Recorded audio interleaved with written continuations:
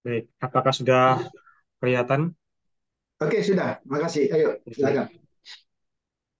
Ya, sebelumnya tadi sebenarnya sudah banyak dibahas sih mengenai bahasan mengenai asal-usul kehidupan dan variabilitas ini di pada bab-bab sebelumnya tadi, termasuk bab 2 dan bab 3 tadi ya. Ada sedikit beberapa yang disinggung di dalamnya.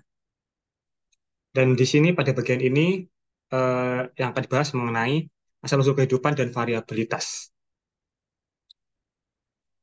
Oke, nah mengenai hal ini terdapat rintangan besar dalam menghadapi evolusioner ahli biologis dari transisi ketidakadaan kehidupan menuju kehidupan. Nah, menurut seorang ahli, Max Delberg menuliskan bahwa di sana terdapat celah konseptual yang sangat luas di antara semua kehidupan saat ini dan tidak ada kehidupan. Bagaimana transisi bumi dari ketidak ada kehidupan menuju kehidupan yang barangkali mendasari pertanyaan biologi. Jadi muncul pertanyaan-pertanyaan dari para ahli-ahli ini bahwa bagaimana sih mereka mempercayai bahwa pada mulanya tidak ada kehidupan di dalam bumi dan mereka berusaha untuk menunjukkan hal tersebut gitu. Dan asal-usul naturalistik didasarkan para paradigma evolusioner modern. Para ilmuwan mempertimbangkan asal-usul kehidupan dalam Alkitab sebagai hal yang tidak ilmiah. Jadi apa yang terdapat dalam Alkitab mengenai penciptaan itu dipandang tidak ilmiah oleh para evolusioner modern dan juga sebagai asal-usul dari naturalistik. Sudut pandang mengenai asal-usul yaitu terdapat seorang ahli, Oparin dan Halden, yang berpendapat bahwa atmosfer primitif itu telah terurai, mengurai, dan molekul organik terbentuk. Dan hal ini dibuktikan oleh eh, Stanley Miller, yang menguji hal tersebut mengenai atmosfer primitif yang mengurai ini, yang akhirnya membentuk molekul organik asal mula sel atau kehidupan. Dia menguji hipotesis ini dengan menempatkan kaca aparatus yang dilewatkan percikan api melalui simulasi primitif melalui atmosfer. Nah, dalam percobaannya ini, dalam apa namanya percobaannya ini, ia di situ saat diisolasi terdapat 35 senyawa berbeda yang berhasil diidentifikasi. 9 diantaranya adalah asam amino pembentuk blok protein. Jadi inilah yang mereka percayai yang akan menjadi asal-usul dari kehidupan tersebut gitu. Dan sejak itu banyak eksperimen dilakukan dengan berbagai variasi kondisi. Didapati 19 dari 20 asam amino, 5 nitrogen basis yang berguna untuk pembentukan asam nukleat dan gula. Dan inilah yang menjadi energi atau awal mula dari em, senyawa organik gitu. Dan juga ada lagi seorang peneliti yakni Sidney Fox mendemonstrasikan campuran asam amino yang dipanaskan dalam suhu 200 derajat Celcius hingga 7 jam dan membentuk struktur seperti protein yang disebut proteinoid dan ketika dingin membentuk mikrosfer menyerupai sel primitif. Namun meskipun demikian eh, sebenarnya pandangan atau penelitian ini sebenarnya masih belum cukup banyak bukti ya, masih melemah gitu. Probabilitas dan asal-usul naturalistik kehidupan modern. Nah, di sini mengolah atmosfer ini agar molekul organik ini terurai atau terakumulasi. Nah, para ilmuwan setuju bahwa atmosfer primitif ini tidak memiliki oksigen, sehingga mereka mendasarkan bahwa atmosfer yang ada ini berasal dari gas vulkanik, gitu ya, menurut pendapat para ilmuwan. Dah, gas vulkanik inilah yang kaya akan karbon dioksida, air nitrogen, dan hidrogen sulfida, dan inilah yang menghasilkan amonia, asam nitrat di bawah kondisi eksperimental Miller. Jadi tetap pada penemuan Miller tadi bahwa ia mengeksperimenkan beberapa hal-hal ini gitu. Dan 20% oksigen yang ada itu dipercayai seharusnya berasal dari organisme fotosintetis yang berevolusi. Tapi sebenarnya mereka juga ragu sebenarnya akan hal ini, akan pendapat-pendapat mereka, karena tanpa oksigen berarti juga tidak akan ada lapisan ozon atau atmosfer yang melindungi bumi. Sehingga akhirnya ultraviolet ini pasti akan merusak bumi, sehingga di dalamnya itu pasti akan ada kekacauan, sehingga tidak mungkin simulasi-simulasi ini terjadi. Air sangat penting dalam proses evolusioner karena kehidupan membutuhkan air. Namun jika ada air berarti ada oksigen. Dengan adanya oksigen dan air, atmosfer tidak akan mereduksi dan tidak akan tercipta molekul organik atau kemungkinan kehidupan. Jadi kalau mereka tadi berpendapat bahwa atmosfer primitif itulah yang mengawali kemungkinan molekul organik atau kehidupan, namun kalau rasa-rasanya kalau dilihat dari kondisi yang sebenarnya bahwa tidak ada air, tidak ada oksigen, bahwa atmosfer itu tidak akan mereduksi seperti apa yang mereka contohkan atau simulasikan. Lalu mengenai molekul organik ini terbagi menjadi dua bentuk asam amino dan gula. Molekul-molekul ini harus berpolimerisasi membentuk makromolekul seperti protein dan asam nukleat, namun juga membutuhkan enzim untuk berkembang. Pada akhirnya, para ilmuwan menitikkan tepi vulkanik yang berevaporasi membentuk protein, namun Pretonoid fog tidak bisa untuk hidup, dan masih banyak masalah lainnya mengenai teori suborganik. Dan juga mengenai hal tersebut yang tadi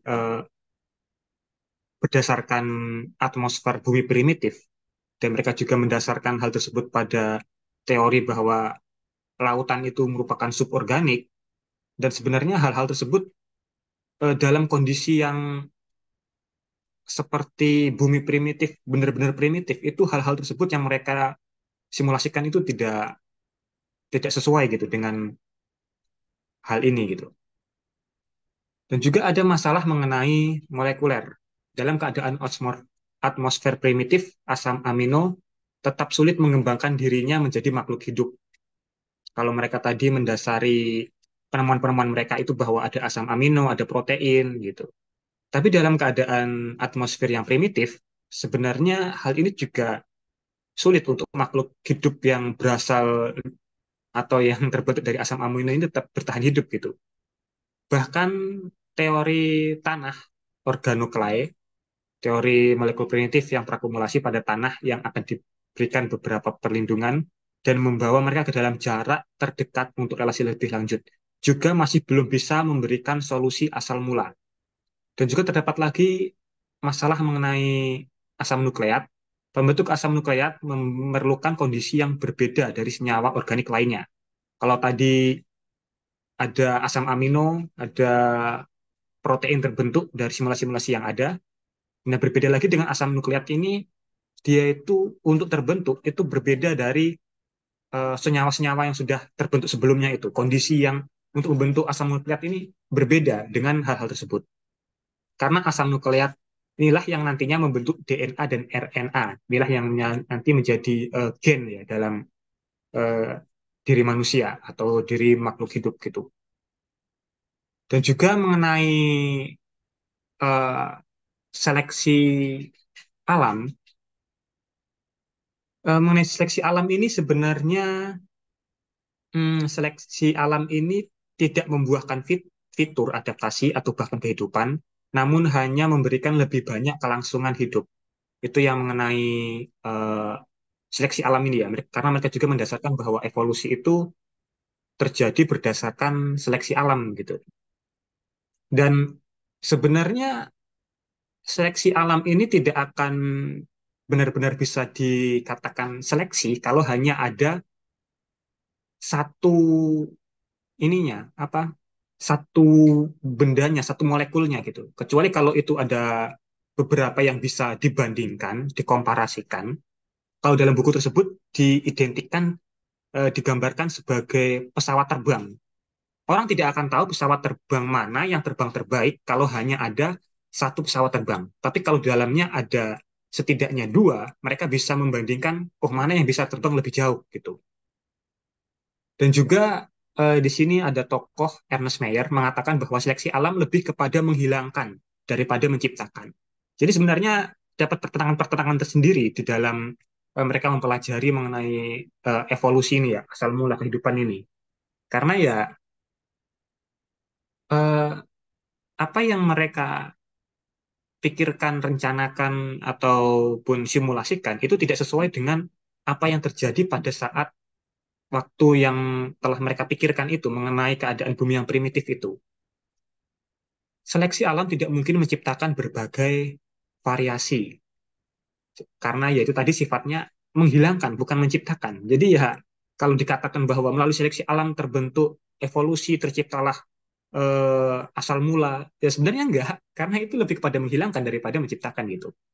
Dan juga mengenai genotip-fenotip, itu yang mereka singgung juga dalam buku ini, di mana fenotip ini digambarkan oleh penulis ini sebagai sebuah buku yang berisi eh, instruksi untuk membuat sebuah pesawat, sedangkan fenotip ini merupakan pesawatnya.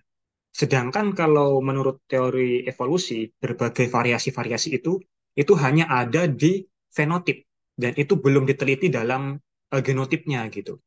Jadi ya tetap menimbulkan pertentangan di dalamnya. Ernest Haeckel mengusulkan model untuk pengembangan organisme multiseluler dari nenek moyang uniseluler. Dia juga memberikan di sini mengusulkan suatu hukum biogenetik yang berbunyi atau berisi ontogeni atau perkembangan dari individu adalah rekapitulasi filogeni yang ringkas dan kompres, urutan leluhur. Individu organik berulang selama perkembangan individualnya yang cepat dan singkat. Perubahan bentuk yang paling penting yang dilalui nenek moyangnya selama perjalanan panjang dan lambat dari evolusi paleontologis mereka menurut hukum hereditas dan adaptatif. Haeckel juga mengusulkan bahwa agar organisme melewati tahapan ontogeni yang membentuk organisme dewasa. Jadi di sini Haeckel memberikan suatu pemahaman atau pandangan bahwa asal-usul dari organisme yang kompleks atau multiseluler ini itu berasal dari hal yang uniseluler, dari molekul tadi, dari apa namanya asam amino, lalu asam nukleat, protein dan sebagainya tadi. Itulah yang akhirnya membentuk organisme multiseluler yang kompleks pada saat ini. Namun karena fakta tidak sesuai dengan usulan ini, von Baer berpendapat bahwa tahapan muda mirip dengan tahapan leluhur muda, mendapat penerimaan yang lebih luas. Jadi karena tadi hukum biogenetik ini masih sulit dipahami ya oleh eh, orang-orang, sehingga akhirnya karena mendapatkan berbagai eh, banyak kelemahan-kelemahannya, akhirnya von Baer ini mengatakan bahwa tahapan yang sekarang ini atau organisme yang ada saat ini itu mirip dengan leluhur yang kemudian. Makanya tadi ada disinggung tadi oleh Pak Cliff mengenai kutilang yang diteliti oleh Darwin, itu kan ada variasi-variasinya. Di berbagai tempat terdapat variasi-variasi. Nah, itu mereka pahami bahwa itu sebenarnya mereka berasal dari satu nenek moyang sama, berasal dari satu kutilang yang sama, yang akhirnya berevolusi gitu. Nah, selain hukum biogenetik, Haeckel juga mengusulkan teori hipotesis Gastrea. Haeckel mengusulkan bahwa organisme multiseluler berevolusi dari organisme uniseluler. Hipotesis yang disebut Citea. Citea inilah yang nanti berkembang menjadi Morea, Blastema, Dipea, dan Gastrea. Jadi awal mula dari molekul organik ini, organisme multiseluler ini berasal dari yang namanya hipotesis Gastrea, dari yang berasal juga dari Citaya. Itu apa ya? Sebuah sel yang tunggal, uniseluler, tunggal gitu, yang sederhana, dan akhirnya nanti berkembang hingga akhirnya menjadi Gastrea ini, suatu organisme yang lebih kompleks gitu. Lalu asal mula variasi, ini tadi yang sudah disinggung oleh Pak Cliff ya.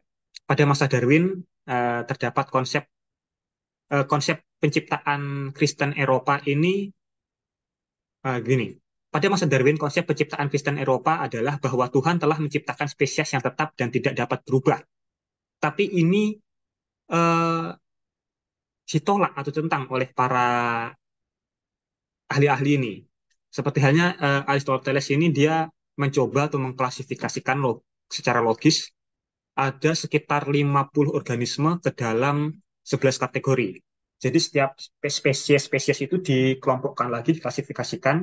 Ini nanti nenek moyangnya dari mana gitu. Ini nanti nenek moyangnya dari mana, ini dari mana, ini dari mana gitu. Dan dalam dia menempatkan organisme ke dalam hierarki ini, masing-masing lebih inklusif daripada yang sebelumnya. Lalu juga Carolus Linnaeus menempatkan setiap organisme ke dalam serangkaian kategori yang disusun secara hierarkis berdasarkan kemiripannya dengan bentuk kehidupan lain. Dan dia juga memperkenalkan nomenklatur binominal yang dengannya nama ilmiah atau organisme adalah berdasarkan genus dan spesiesnya. Jadi Carolus Linnaeus inilah juga yang kalau kita masih mengingat pelajaran SMA ya, itu kan ada nama-nama ilmiah yang eh, ketika dia itu awalannya itu sama, tapi belakangnya itu beda gitu. Nah, awalan sama inilah yang mereka katakan bahwa ini itu berasal dari satu nenek moyang gitu, berasal dari organisme yang sama, yang akhirnya berevolusi, akhirnya berbeda-berbeda banyak banyak banyak macamnya gitu. Dan ini juga Darwin melihat pada kulit kutilang berkerabat dan pasti memiliki nenek moyang yang sama. Dan ini sangat berbeda dengan konsep kekekalan, sehingga ia menolaknya. Dia mengembangkan konsep evolusi melalui seleksi alam. Dan kesimpulan Darwin didasarkan pada apa yang dilihat dari fenotipnya. Jadi seperti tadi yang perbandingan saya sebutkan tadi antara eh, buku instruksi membuat pesawat dan pesawat. Jadi apa yang dilihat oleh Darwin ini hanya dari apa yang udah ada, fenotipnya. Dia tidak melihat dari segi gennya. Akhirnya akhirnya dia menyimpulkan bahwa ya ini terjadi karena seleksi alam gitu. Padahal atau evolusi, padahal kan tidak tidak demikian gitu. Nah, proses yang menimbulkan variasi atau reproduksi seksual tidak tunduk pada seleksi, hanya hasil atau variasi yang meningkat pada keturunan yang tunduk pada seleksi. Nah, ini maksudnya gini, apa yang Darwin lihat, yang dia katakan burung burung kutilang itu banyak variasinya, itu adalah fenotip.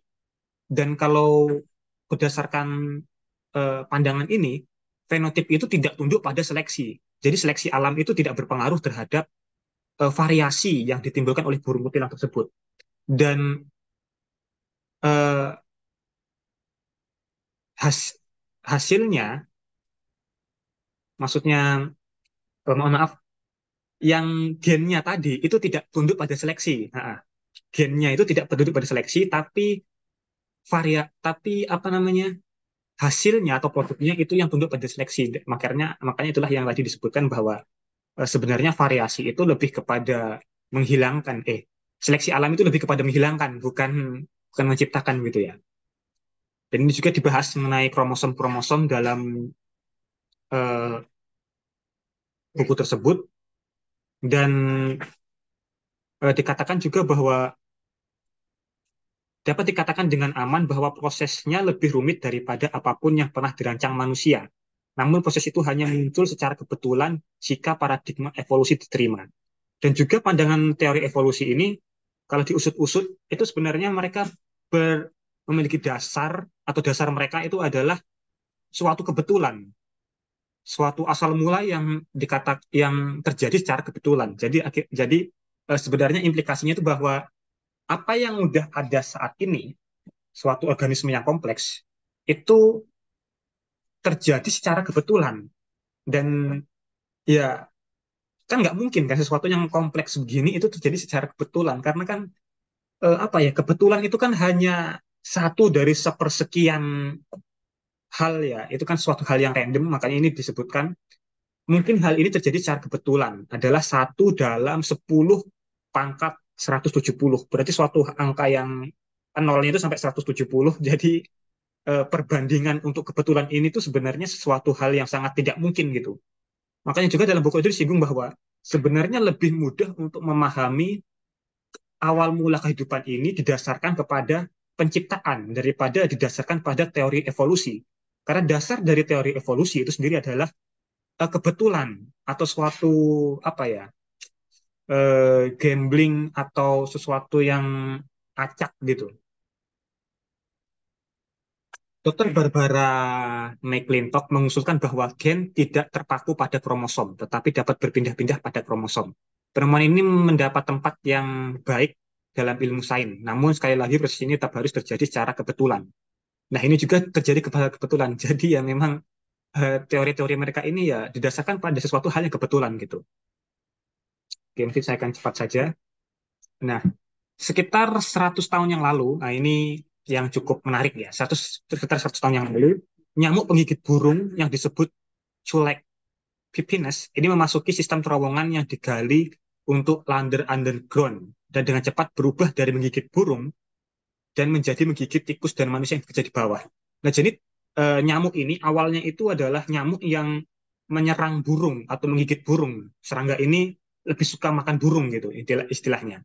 Tapi akhirnya karena dia terkurung dalam terowongan ini, akhirnya tentu saja dia nggak bisa makan burung kan. Akhirnya dia dia ini beralih menjadi menggigit burung, menjadi menggigit manusia dan tikus-tikus yang ada dalam terowongan tersebut. Nah, setelah mereka teliti-teliti, mereka mengatakan bahwa perkembangan nyamuk yang di bawah terowongan ini dengan nyamuk yang ada di atas yang di alam bebas itu memiliki perbedaan gitu. Makanya akhirnya mereka mendasarkan hal ini sebagai suatu, oh, jadi evolusi itu kayak gini nih. Contohnya kan dari satu nyamuk yang sama, kok akhirnya memiliki perilaku yang berbeda, memiliki uh, bentuk yang berbeda. Akhirnya perkembangbiakannya pun berbeda gitu. Menurut mereka seperti itu.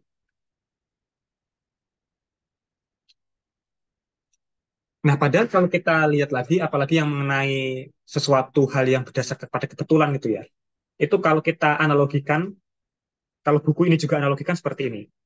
Sebuah permesinan pesawat itu tidak mungkin terjadi eh, karena ada angin topan yang lewat, akhirnya muncul pesawat dengan berbagai fasilitasnya gitu.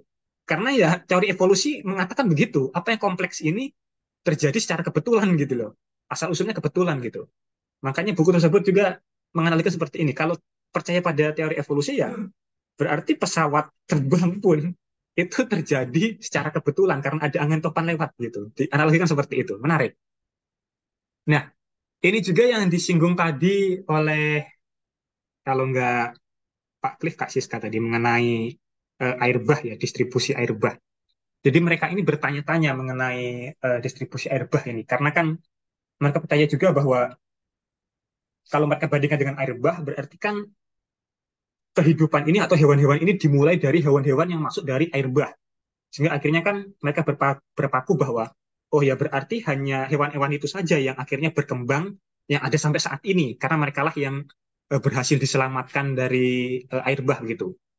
Nah, James Gibson dari Institut Riset Geoscience melakukan tinjauan pustaka ekstensif pada beberapa masalah ini dan kemungkinan menarik muncul untuk menjelaskan varietas atau makhluk yang ada saat ini. Secara singkat dijelaskan sebagai berikut.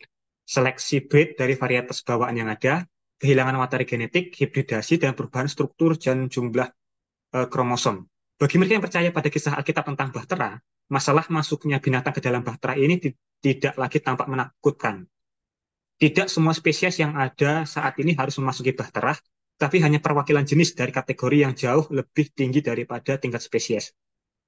Jadi dari pandangan ini bahwa dikatakan bahwa sebenarnya nggak semua yang ada saat ini itu masuk dalam bahtera. Contohnya kayak variasi-variasi apa ya? Hewan-hewan sekarang mungkin kayak variasi kucing, variasi anjing. Itu kan ada banyak macam variasinya gitu. Mereka meyakini bahwa yang masuk dalam bahtera itu nggak sebanyak apa yang ada sekarang ini gitu. Tapi mereka percaya bahwa hanya ada satu spesies yang mungkin masuk dalam bahtera itu dan akhirnya satu spesies itulah yang berkembang akhirnya menjadi bentuk yang kompleks saat ini gitu. Jadi ya mereka masih percaya bahwa evolusi yang terjadi ya begitu saat itu ya begitu. Jadi dari satu nenek moyang yang sama akhirnya berkembang menjadi berbagai varietas yang bermacam yang ada ini. Namun dan juga hal ini diperbingung lagi mengenai masalah Australia. Karena Australia ini kan ada hewan-hewan yang endemik ya. Jadi hewan yang hanya ada di Australia dan di tempat lain nggak ada gitu. Jadi mereka bingung, ini asal mulanya dari mana ini?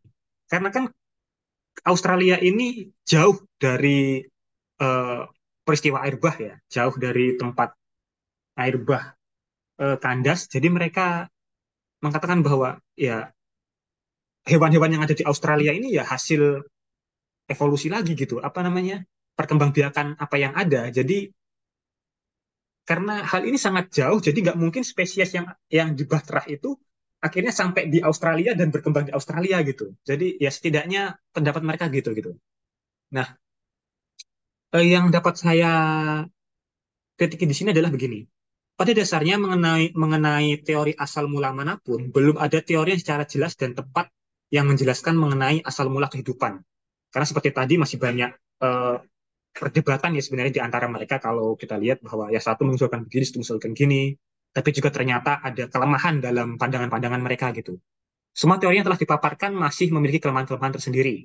Meskipun pada beberapa simulasi yang ingin menunjukkan mengenai asal mula kehidupan, simulasi-simulasi itu hanya menghasilkan beberapa molekul organik yang tidak dapat serta-merta dengan hanya molekul itu tercipta kehidupan. Jadi seperti tadi yang disimulasikan oleh Miller, itu kan tercipta molekul-molekul. Ya, berbagai situasi itu mempengaruhi gitu. Apalagi kan sebenarnya mereka kan nggak tahu situasi yang sebenarnya yang terjadi saat saat masa primitif itu gitu. Mereka kan hanya berandai-andai, oh masa primitif itu begini begini begini. Jadi mereka membuat simulasi seperti ini. Dan sebenarnya molekul-molekul itu pun juga tidak serta-merta bisa hidup gitu. Apa namanya dengan kondisi yang seperti itu gitu menurut pandangan mereka. Terlebih lagi menurut untuk menuju kehidupan yang lebih kompleks, tidak mungkin kehidupan yang begitu kompleks tercipta hanya karena kebetulan atau ketidakteraturan. Jadi nggak mungkin kan suatu hal yang kompleks hanya terjadi, oh gara-gara kebetulan nggak sengaja begini akhirnya muncul ini gitu, sesuatu yang kompleks gitu, seperti tadi yang dianalogikan, nggak mungkin kan karena angin topan tiba-tiba muncul pesawat gitu. Dan lebih mudah mempercayai alam semesta dan kehidupan ini tercipta karena Tuhan yang menciptakan daripada mempercayai bahwa kehidupan ini konsep ini tercipta karena kebetulan. Kemarin saya juga membaca sebuah artikel yang menegaskan begini. Kesaksian Alkitab sangat jelas dan Alkitab bukan diuji melalui pembuktian ilmiah semata, tetapi justru hasil-hasil temuan ilmiah merupakan bukti karya Allah yang harus diuji berdasarkan pernyataan Alkitab, firman yang berkuasa. Jadi apa yang mereka temukan ini sebenarnya itu nggak bisa dijadikan hal yang dapat meragukan Alkitab, tapi justru apa yang mereka temukan inilah yang seharusnya eh, menjadi hal yang akhirnya mendukung Alkitab bahwa Alkitab ini benar, apa yang terjadi saat ini ya itu sebenarnya ada di Alkitab gitu. Ini yang mendukung mendukung Alkitab bahwa Alkitab itu benar dan bahwa eh, begitu adanya gitu mengenai penciptaan, bagaimana alam semesta ini seperti itu. Nah, meski apa yang telah diciptakan Tuhan adalah final, namun masih terdapat kemungkinan adanya variasi. Jadi ini yang mengenai tadi yang dikatakan bahwa eh, mikroevolusi gitu ya. Jadi satu spesies yang akhirnya berkembang jadi banyak spesies. Tapi sebenarnya nggak begitu juga gitu. Karena sebenarnya yang mereka lihat dari perbedaan spesies ini itu tidak bukan karena mikroevolusi, tapi sebenarnya itu adalah perbedaan tempat di mana mereka berada gitu. Jadi perbedaan geografis itulah yang membuat akhirnya mereka ini berbeda secara fisiknya gitu. Contohnya saja seperti tadi yang Pak Cliff katakan, menemukan babi yang bulunya lebat gitu, kayak bulu domba. Ya mungkin karena situasi di situ adalah situasi yang dingin, yang akhirnya membuat bulu babi ini bisa eh, tumbuh tebal gitu ya. Jadi dia nggak rontok gitu. Beda kalau dia di tempat yang panas, ya pasti rontok, makanya bulunya nggak ada gitu. Sebenarnya itu yang terjadi dan akhirnya mereka mengatakan bahwa oh ini mikroevolusi, inilah yang terjadi, inilah evolusi yang terjadi saat ini gitu. Sebenarnya mereka ini dari hal yang sama, tapi sekarang berevolusi. Padahal enggak, itu adalah perbedaan tempat di mana mereka tinggal gitu. Perbedaan lingkungan dan faktor lainnya di mana mereka berasal, inilah yang membuat perbedaan seperti warna kulit, ukuran, ketebalan bulu, dan sebagainya. Hanya karena perbedaan perilaku yang mereka terima. Seperti halnya ketika kisah, kalau kita melihat lagi kisah ini ya, Yakub ketika ia memperoleh ternak dari Laban, itu kan dikatakan bahwa Yakub ini meletakkan dahan-dahan hijau dari pohon hawar pada tempat-tempat palungan atau ternak ini minum. Sehingga akhirnya ketika ternak-ternak ini berkembang biak di situ, akhirnya yang dihasilkan ini berbelang-belang. Jadi itu bukan bukan karena evolusi, tapi ya karena perilaku yang mereka dapatkan. Jadi akhirnya terdapat variasi-variasi gitu. Dan dasar dari pandangan evolusi adalah kebetulan ini sangat bertentangan dengan teori penciptaan yang adalah rencana Allah yang besar. Kalau tadi teori evolusi dasarkan pada kebetulan, kalau teori penciptaan ini terjadi karena rancangan Allah gitu. Dan dengan mempercayai teori evolusi, maka iman Kristen dan Alkitab sendiri yang dipertaruhkan. Sebab terlalu banyak implikasi-implikasi dalamnya yang mengorbankan iman Kristen. Teori evolusi dan kisah penciptaan tidak bisa disandingkan. Percaya pada teori evolusi berarti percaya bahwa bumi ini dan isinya berumur jutaan tahun. Berbeda dengan kejadian yang mengatakan bahwa langit dan bumi diciptakan dalam waktu 7 hari. Meskipun banyak teolog yang seolah-olah menjembatani teori evolusi dan penciptaan, di sini ada beberapa teolog ya. Di sini salah satunya Peikock, itu yang saya baca kemarin, dan teman-temannya itu mereka berusaha untuk menjembatani antara evolusi dan penciptaan.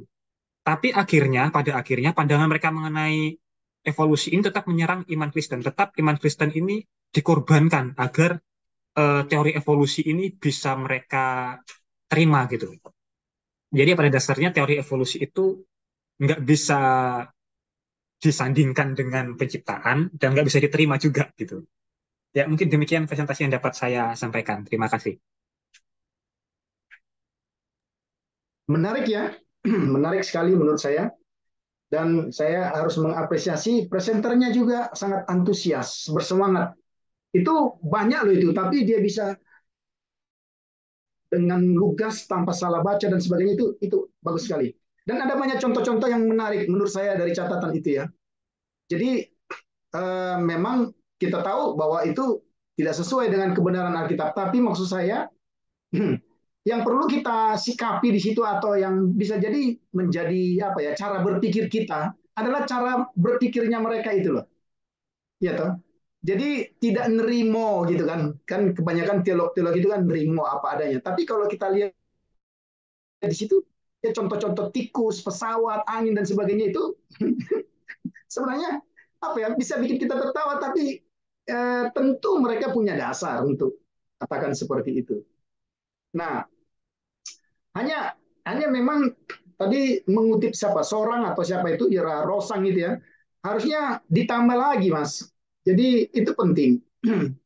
Itu yang saya katakan. Jadi apa namanya ada kutipan-kutipan artikel yang memang kita bisa pakai untuk sebagai analisa kritis kita juga di situ. Sehingga bukan pandangan subjektifnya kita. Jadi kita benturkan mereka dengan pandangan yang juga memang punya nama kan gitu. Nah itu harusnya kalau bisa ditambah sedikit atau beberapa nama gitu ya. Maka memang tugas presentasi ini bukan hanya sekedar menerjemahkan, menganalisis, tapi juga kita bisa membaca literatur lagi-lagi itu yang jadi. Nah kalau bicara tentang probabilitas, berarti kan kemungkinan toh. Kita kan bicara tentang kemungkinan-kemungkinan. Nah kalau menurut Mas Joko itu singgungannya dengan kitab kejadiannya apa ya? Coba bisa bisa cerita sedikit singgungannya dengan kitab. Ini kan kemungkinan-kemungkinan. Contoh-contohnya tadi menarik loh. Benar, contoh-contoh itu menarik.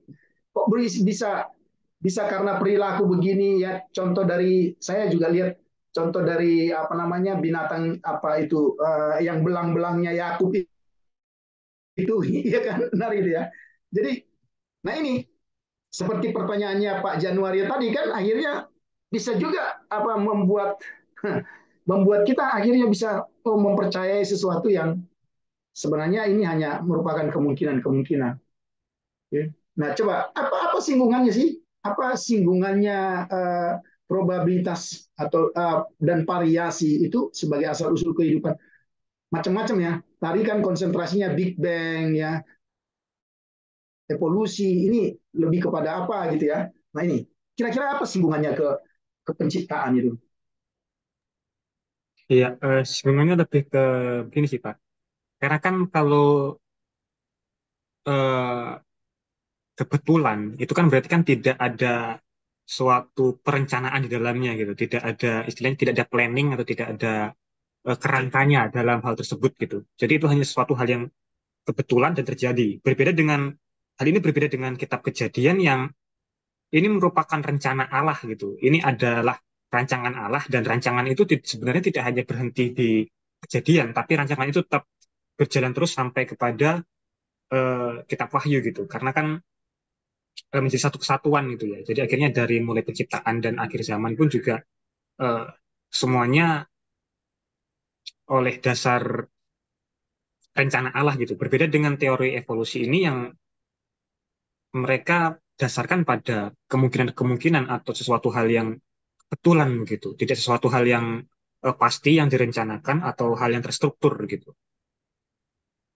Ya, saya jadi kepikiran loh, Mas. Maksudnya gini, tapi cuma kepikiran. Maksudnya gini, ini kan probabilitas dan variasi kan gitu ya. Kalau kita kembali ke kitab Kejadian, iya, maksudnya kenapa mereka itu akhirnya berpikir ini kan terjadi kemudian evolusi gitu ya? Karena apa ya? eh Kayaknya nggak berbanding gitu loh, nggak berbanding kayaknya. Apa yang dicatat di dalam kitab Kejadian itu ya, jumlah binatang, tumbuhan segala macam. Katakanlah, oke, nggak usah konsentrasinya ke manusia, tapi kepada ciptaan yang lain, binatang, manusia, apa, tumbuh-tumbuhan dan sebagainya. Dengan apa ya, variasi yang sedemikian rupa. Tadi kan ada siapa itu kelompok siapa itu yang siapa tadi yang bilang itu apa mungkin ya sejumlah binatang yang sedemikian rupa itu bisa bisa masuk dalam baterainya Nuh, tapi faktanya sekarang semuanya itu ada. Ya kan? Jadi kita kepikiran karena variasi yang ada sekarang ini rasa-rasanya itu gimana mencocokkannya dengan apa itu menurut jenisnya yang kemarin kita bahas itu. Bukan saya ragu enggak. Cuma ini memang jadi menstimulus kita untuk berpikir, bukan mau meragukan firman Tuhan. Sehingga positifnya dari apa yang Mas sampaikan ini, orang ini begitu kreatif ya. Jadi mencari kemungkinan-kemungkinan. Itulah. Kreativitasnya itu menurut saya pantas dipuji, ya. Eh, Tentu kan ada latar belakang, ada apa disiplin ilmunya mereka gitu ya. Sehingga saya lihat ini bisa jadi menggoyahkan menggoyahkan orang seperti pemikiran dualisme yang dikatakan Pak Januario tadi. Apa kita mau percaya ini atau ini gitu ya? Itu. Jadi karena apa menarik? Contoh-contohnya contoh-contohnya menarik. Ya, ya. Jadi Mas betul-betul apa ya? Memahami isinya ya. Wah, itu dia. Itu betul-betul dapat sesuatu kan? Itu kan. Jadi mungkin kalau ini hanya dipaparkan di kelas dengan tidak membaca dan apa menggali sendiri ya mungkin tidak dapat seperti itu. Oke, silakan ada yang mau bertanya? Ini menarik ini presentasinya apa? Isinya itu contoh-contohnya itu menurut saya sangat baik dari tulisan itu. Silakan diberi kesempatan Ya, Pak. kepada mereka. Iya, silakan. Eh, Tadi kan juga berbicara tentang varietas-varietas untuk Iya. Mas Joko ya. Apakah itu juga berhubungan dengan manusia? Kan kalau kita ngomongin evolusi, otomatis juga kan hubungan dengan manusia juga. Eh, Iya Seperti juga. yang kita tahu ya, manusia ini kan ada tiga ras utama dasarnya, ya.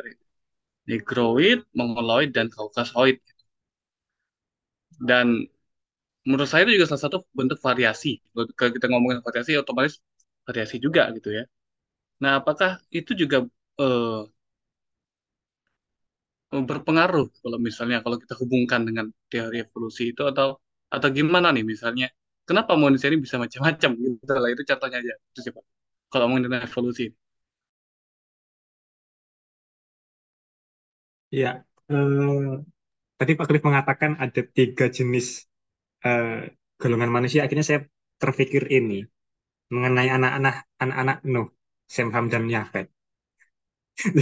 Terpintas mereka gitu. Karena kan ya setelah air bah kan ya 3 orang inilah yang akhirnya menjadi penerus generasi manusia di muka bumi ini gitu ya. Dan dari 3 orang inilah akhirnya ya meskipun mungkin ada anak-anak Nuh yang lain, tapi kan ya kita mencatat bahwa Sem, Ham, dan Yafet inilah yang eh, selamat dari air bah gitu itu ya. Dan ya sebenarnya itu tidak dapat juga disebut sebagai evolusi ya, karena ya sekali lagi itu kan berdasarkan kepada eh, variasi dan apa berdasarkan pada apa yang nampak gitu ya, bukan pada gennya gitu, bukan pada istilahnya dalemannya gitu, namun pada casingnya. Dan ya bisa jadi karena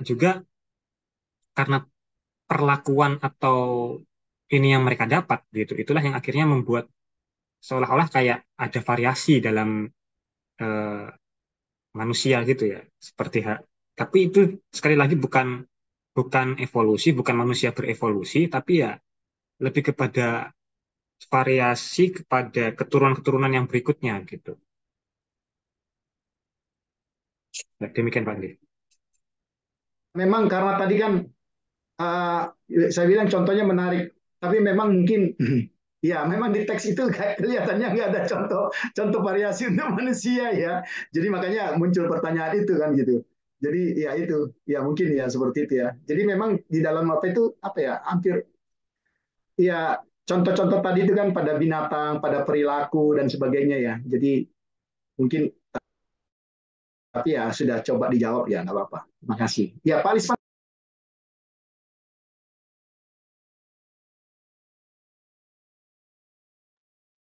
Lanjut Pak ya, saya Pak ya. Bukan, Bapak mau tanya nggak? Mau Oh, lanjut nggak aja. ada, saya enggak Pak. Oh, tadi soalnya buka buka buka itu buka apa namanya? Speaker. Nggak ada yang mau tanya lagi? Ayo. Oke, silakan. Silakan Pak Yusuf. Oh, bukan. Oh ya. Saya saya tertarik dengan pernyataan yang tadi Mas Joko sampaikan bahwa di Australia eh, jenis-jenis binatangnya kan apa kelihatannya spesifik gitu, dan dia bilang karena apa istilahnya karena di Australia kan jauh sekali dengan kejadian air bah gitu. Tapi di Alkitab menyebutkan kan air bah itu menutupi seluruh bumi. Jadi semua saya rasa bukan karena jauh dekatnya dengan jarak antara tempat kejadian air bah dengan Australia. Nah, yang ingin saya tanggapi adalah gini, binatang-binatang yang khusus ada di Australia, contohnya kanguru, koala dan lain sebagainya yang tidak ada di tempat lain itu juga termasuk karena evolusi tadi atau garis keturunan yang seperti Mas Joko sampaikan itu, atau Tuhan berkreasi lagi menciptakan binatang-binatang yang baru itu, Pak. Gitu Mas Joko. Ada teori continuous ya. Jadi creation jadi terus menerus masih ya. Oke, oke. Nggak apa-apa, menarik juga ini. Silakan pertanggungjawabkan Mas Joko. Ya tentunya tidak mungkin ya Pak hewan-hewan tersebut diciptakan kembali gitu ya. Tapi kalau setelah saya Maksudnya bukan pikir-pikir diciptakan kembali Mas Joko, tapi Tuhan itu menciptakan apa? lagi gitu. Ya itu berkreasi, menciptakan hewan-hewan jenis baru lah, gitu. Bukan bukan menciptakan kembali gitu. Ya Gitu enggak Mas. Pak.